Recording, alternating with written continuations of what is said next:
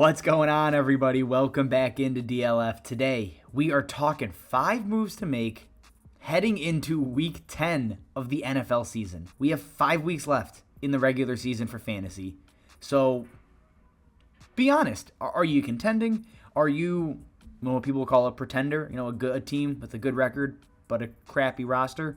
Or are you just in a full-out rebuild? This is the time to figure it out and start making trades, ads, drops, whatever it is, to help position your team either for the fantasy playoffs or to rebuild right in 2023. So before we get into it, again, if you like what we're doing, subscribe to the channel, guys, right? If you have questions, comments, obviously always drop that stuff down below. Let's just jump in. Number 1 on the list, the first move to make for week 10 is to trade for Jonathan Taylor. This is the time to kick the tires on a struggling superstar. And I'm comfortable calling him that. You should be too. We saw what he did last season. We saw what he did the last 6 games of his rookie year. We saw him torch the Texans again this season in week 1.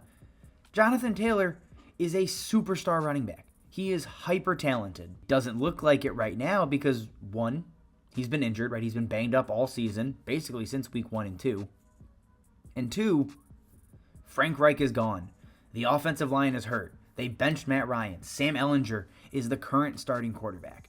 It is really one of the worst possible situations for a running back to be in, right? The offense cannot move the ball. The offensive line is atrocious. There's really nothing redeeming about this team right now. Why would you trade for Jonathan Taylor? Because you buy talent. You buy talent even when nobody else wants to. And right now, it's crazy to think Jonathan Taylor, his stock has absolutely plummeted. In part to obviously his play, the situation, we just talked about it. But also because guys like Travis Etienne and Kenneth Walker are surging, right? Breece Hall was a great to start the year. You have young running backs that have produced, have insane upside, and people are looking around the league saying, well, maybe Jonathan Taylor's not, the RB1 in Dynasty. I don't know if he is anymore, but he belongs in the conversation in that top tier. And some managers are just flat out panicking. Send out offers for Jonathan Taylor. Buy talent, deal with situation later. Jonathan Taylor is good. We know this. Go send out a 2023 first, maybe a little bit extra on top. I'm fine making that trade still because I don't think he's suddenly bad at football. I don't think that's what's happening here. Moving on to move number 2. This is more of a speculative ad, but again, something I think should be done in Dynasty right now. And that is add Kylin Hill. He was recently activated. And actually, if you're not familiar with Kylin Hill, he's the 3rd string running back for the Green Bay Packers, for a little bit of context. He's rostered in about 20 to 30% of leagues, depending on what format you look at.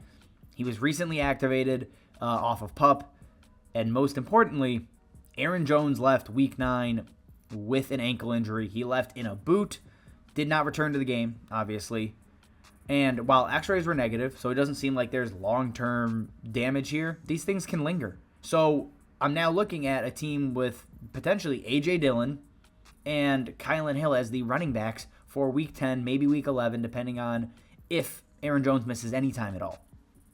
But again, a speculative handcuff. I am fine to make that move, especially in Dynasty, right, guys? Again, we're looking at just barren waivers this time of the year. I don't know if he's good. I don't think he is. But that doesn't mean he shouldn't be on your roster because, again, a starting running back in any offense has value, right? A.J. Dillon has not been great. I don't know if they go full feature and just give A.J. Dillon 90% of the touches. I don't know if that's the case. And again, should something happen to him, you're looking at now next man up, Kylin Hill, potentially stepping into a larger role. Moving on to our 3rd move for week 10. I am saying to go and trade for Chris Godwin. Has he been spectacular this season? No. He has 0 100-yard games. He has yet to score a touchdown.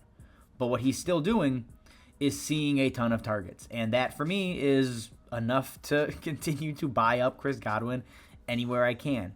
As a rebuilder, as a contender, I am sending out offers for Chris Godwin. He has seen 10-plus targets in 4 of his last 5 games.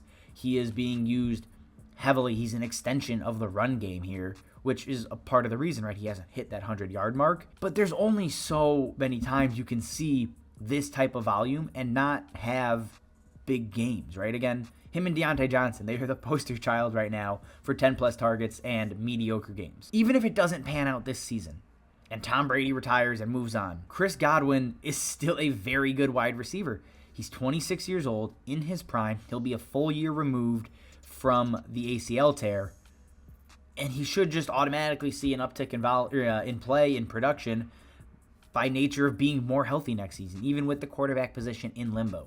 So if that's the case, I'm going to buy up Chris Godwin, right? I'm going to go send multiple seconds. I don't think right now you have to give up a 2023 first. Those are the type of moves you can make, but Chris Godwin is a hard buy candidate as a rebuilder, pretender, contender, all three.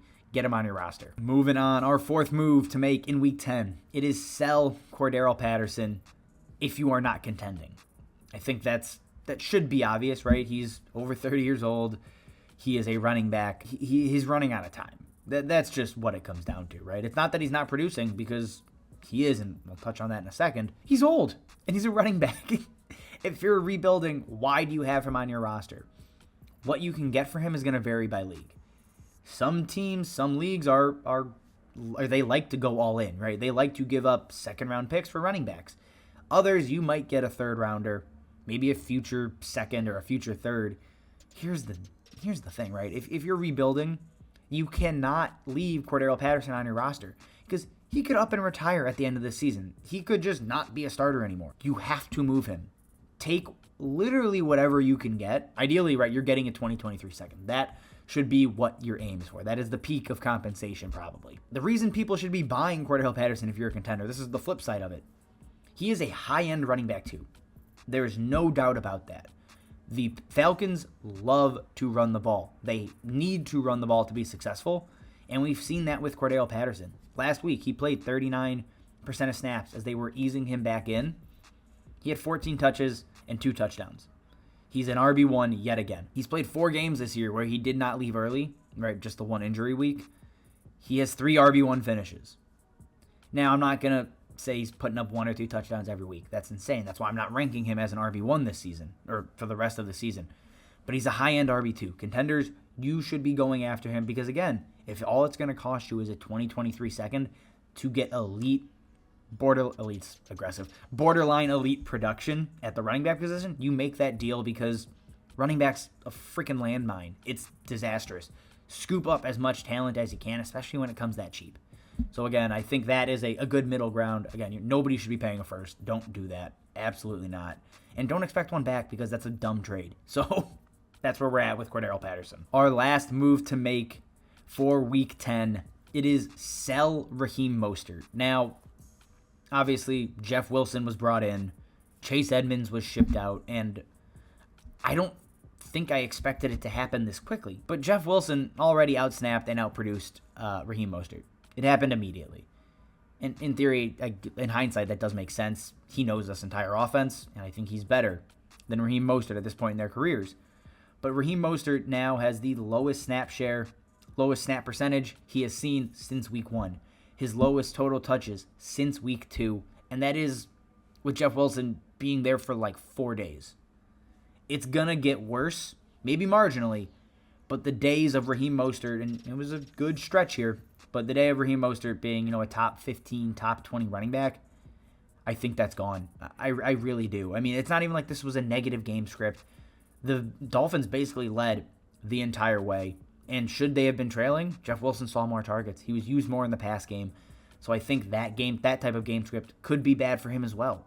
So if he's not going to be used when they're leading, or used heavily when they're leading, and he's not going to be used heavily when they're trailing, you have a good handcuff. That's what Raheem Mostert becomes. Try to get a late second, maybe even a third-round pick. I'm fine selling Raheem Mostert for that. Even as a contender, I'm fine shipping him out for that. All right, guys, that is all we have for you. As always, if you like what we're doing, right, subscribe to the channel. Questions, comments, drop it down below. Oh, follow us on Twitter. Like the video. You know it. All right, as always, thank you for watching, and we will see you next time.